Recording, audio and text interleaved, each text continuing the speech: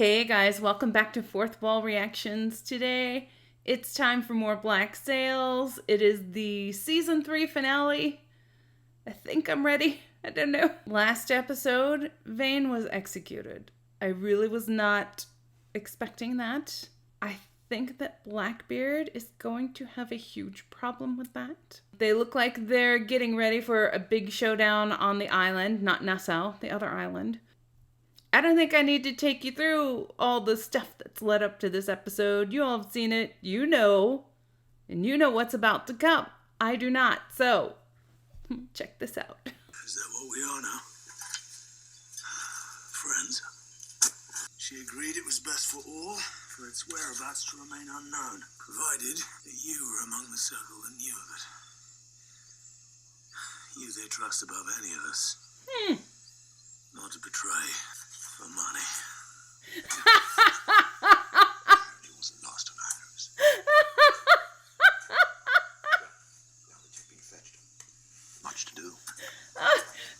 No, more between those two. Oh. Your anger over the murder of Mrs. Barlow became the storm into which we all battled. Your despair over her death became the doldrums into which we all sank. In my defense, I hadn't had anything to eat or drink in a while. Before this war actually begins, I'm asking where it actually began. Will you tell me? Oh.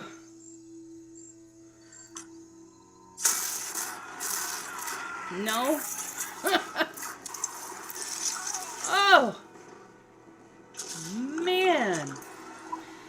I do like how we got days before and the battle switched back, so I'm not like waiting for the battle. They are not fucking around, are they? No. My friend may have given his life to earn this battle. I understand. How many ships? What? The Second Fleet, how many ships? Is it Strike them, Blackbeard? please. What difference does it make? Shut up. I think that's Blackbeard. Yeah, coming to join in this fray. Oh! All those headshots. Bam! Mortars. Uh-oh.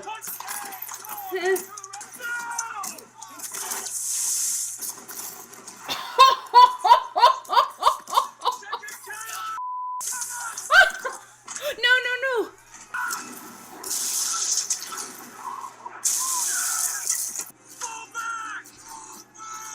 They were overwhelmed by a superior force. He wants us to pursue. He wants you to pursue.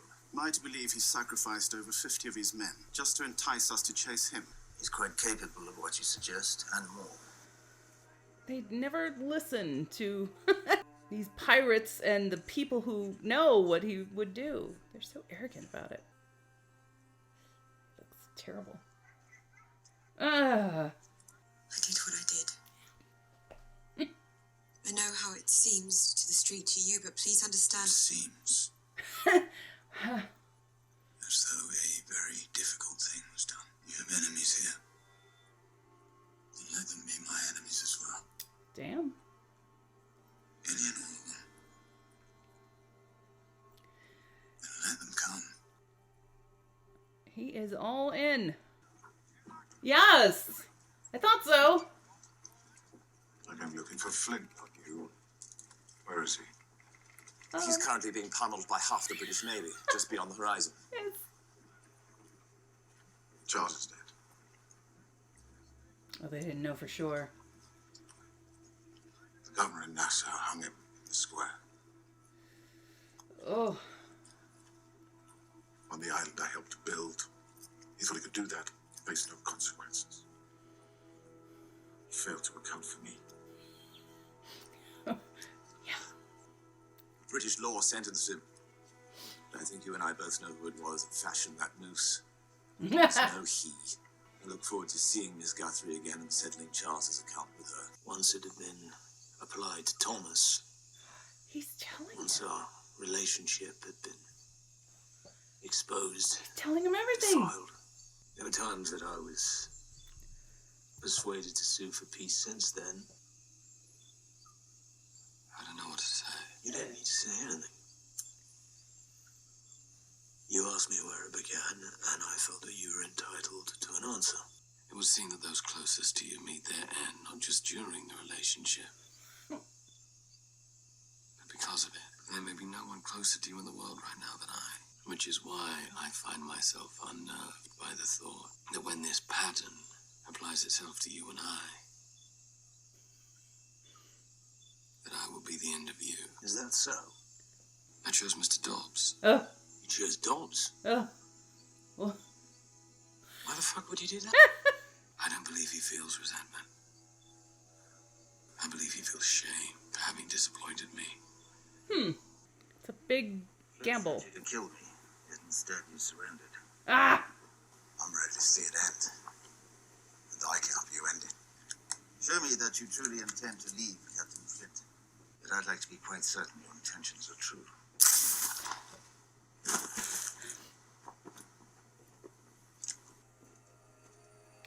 Well, apparently Silver misjudged. Unless this is part of a larger plan. Until I know how this game will unfold, I choose to allow the players to reveal themselves to me, lest I make an enemy out of someone I may one day wish to call a friend. Oh, oh, oh, oh! You can count the things that Flint and I agree upon on one hand. As to why Charles invested any time and energy in you. I suppose Flint's come to see that there might be some capacity in you after all. Jeez. And Your point? as if it sounded as if there was more to that thought. No, okay. There wasn't really more to that thought, was there? Raise the black. He believes we are beneath him, tactically incompetent. I give him any reason to doubt it. To be underestimated. It's an incredible gift.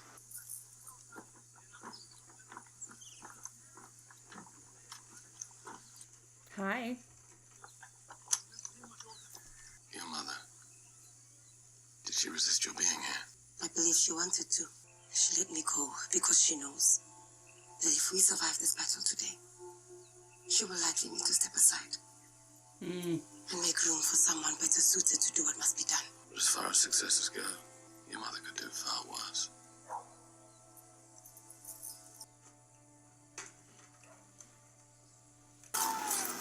Oh! Find Mr. Silver, the fugitive Mr. Rackham, and the cash in our possession before the sun sets. Better be part of a larger plot. I once thought that to lead men in this world, to be liked was just as good as feared. But to be both liked and feared all at once is an entirely different state of being. Mr. Dobbs will do what I ask of him. Okay. Pull everyone back.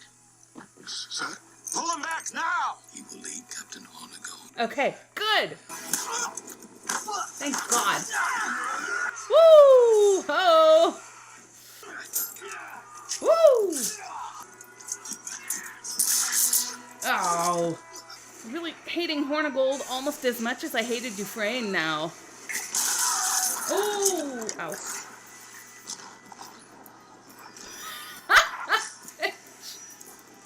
Two for flinching. Go, Anne. Back to the storm tracers! Now! Fire!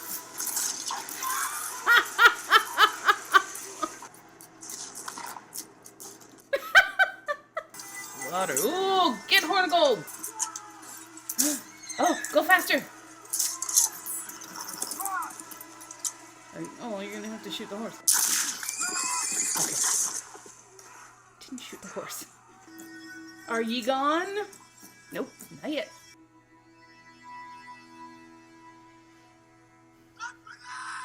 Tell your governor!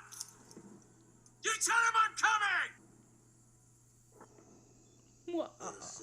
But in terms of our future and the danger that you believe you may pose to me, I have survived starvation. A tempest, pirate hunters, jealous captains, mutinous crews, angry lords, a queen, a king, and the goddamn British Navy, you may be concerned that someday we will clash. You will have no choice but to be my end. I won't worry too much. I call him John the Giant. A man walks into a tavern at the dead of night, threatens the entirety of the island, and then proceeds to remove a man's head with a metal shoe. I say that's a story that stands a strong chance of seeing itself embellished. The governor has imposed martial law upon all of Nassau town in response to the murder of Captain Throckmorton. I was no one, and then you came and my island fell. And I became something else. Why not use Flint? They'll know him already, they'll fear him already. I've lived too long dependent upon Flint to be the one to hold our ranks together. Mr. Silver, does he have any idea you're using his name? Starting tonight is a new story for Nassau. I've watched her follow madmen. I've watched her follow rich men. I've watched her bow before tyrants. It's time she had a king. When we're ready, when he's ready, he'll step into the role we've created for him and lead an impossible army into an unwinnable war and win it. Until then, I remain Long John Silver. Just got a promotion. Alright guys, that was the finale episode of season 3, and it was incredibly exciting. Not just the, obvious sort of, battle tactics and all of that, but just the alliances and just all the character moments. I was so excited from the get-go to see John Silver and Jack Rackham in the same frame talking to each other. I know they've shared scenes before. I don't think very much, and I think when they have, it's been with like a lot of characters there, like a whole group. We have not had a lot of that, and something about their vibe, and I know I've broken record, I've said it before, always wanted more scenes with the two of them. And that still stands. I still want more, and I hope that there will be more. Maybe there won't be. I don't know. But I like the end scene with this sort of pirates consortium going on, although Anne should have had her own seat, I feel like. She did brave the oceans to swim and steal aboard those ships, so I think she deserves her own seat. Sort of with that coalition of pirates, and, it's Blackbeard, it's Flint, it's Long John Silver now, upgrade, got himself a glow up, and Jack and Maddie, but I think there's maybe opportunity for that to happen. I hope there is. Because even though John Silver's changed quite a lot over the past 3 seasons, it's still sort of his intellect and his wit that, those are his strong suits still to this day. And I think that is also true of Jack, who has also grown. So I just think scenes between the two of them would be so exciting. Even this one little one that I got, I was flipping out. It was great. Also a very interesting tactic that Billy has used, and it's funny because Billy is such just a hulking presence. He's so tall and just strong, and I'm sure he could handle himself in physical fights and has handled himself in physical fights. I mean, he could have just knocked Dufresne over in just a flick of his finger. He's also very smart, and he chose this psychological tactic. I mean, I know that's what he was going there to do regarding Vane in the past episode. But obviously that he didn't really have time to do that before they hung him. I say they, it was Eleanor. He's taken the ball and running with it in a different sort of tactic.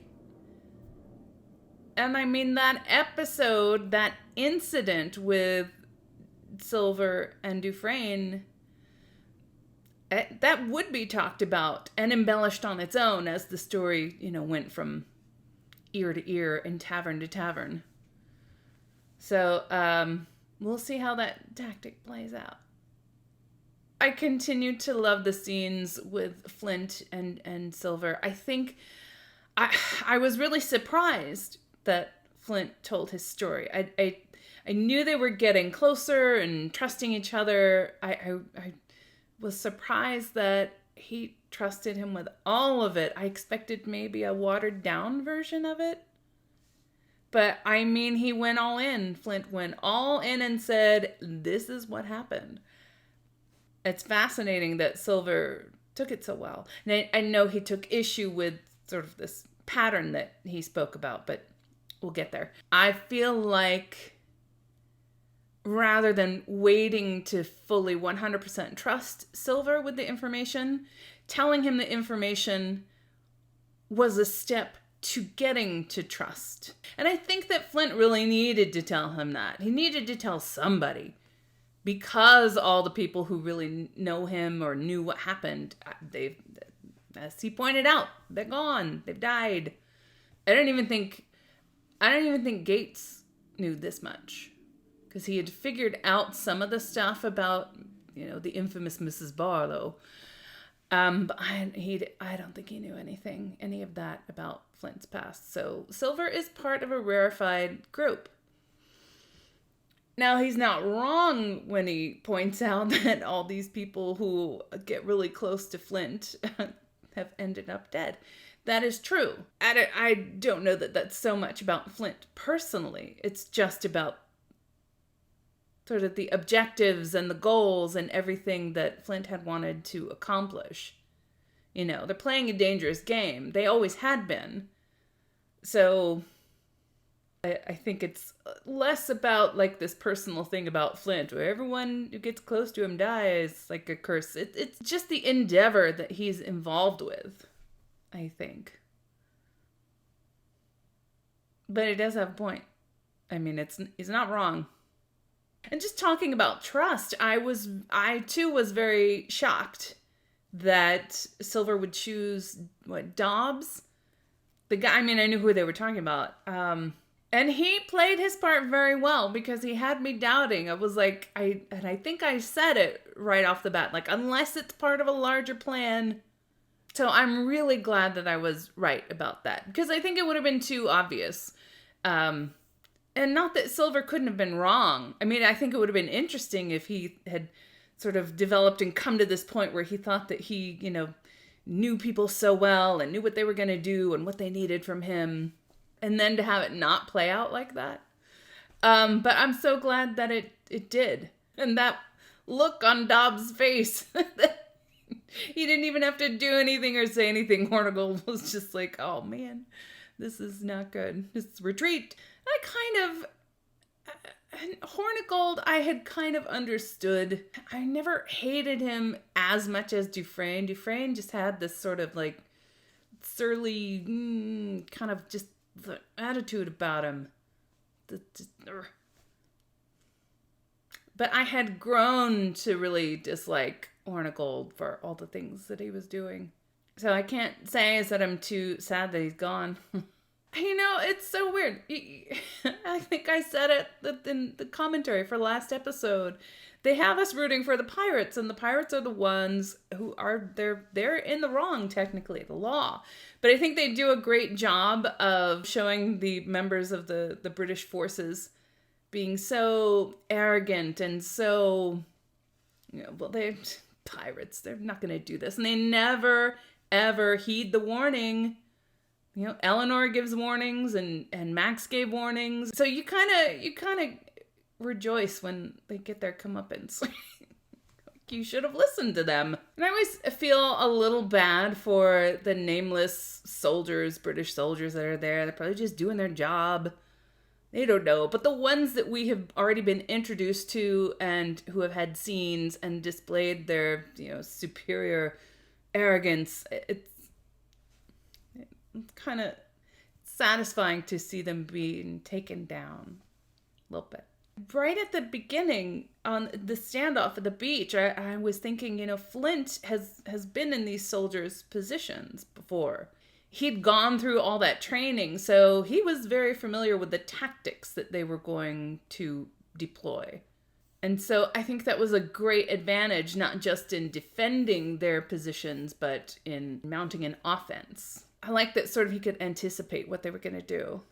All the battle scenes were so exciting, and I loved Blackbeard coming in, and I thought that he was going to come riding in a fury, and he was just, his demeanor was so cold and calculating, so maybe he was keeping it all inside. But there was also a little bit of world weariness to him as well.